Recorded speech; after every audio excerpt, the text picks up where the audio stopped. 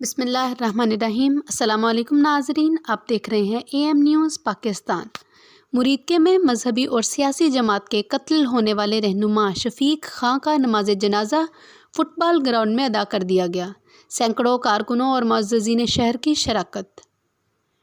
مریدکے شکوپور road پر گزشتہ روز نامعلوم افراد کی گولیوں کا نشانہ بننے والے مذہبی اور سیاسی جماعت کے MPA کے امیدوار شفیق خاں کا نماز جنازہ فٹ بال گراؤنڈ میں ادا کر دی گئی۔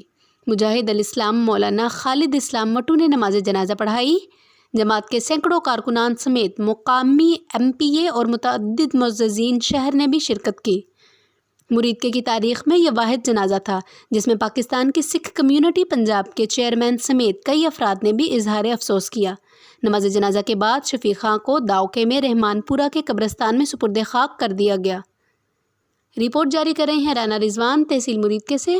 مزید خبروں کی تفصیلات کے لیے دیکھتے رہیے AM نیوز پاکستان۔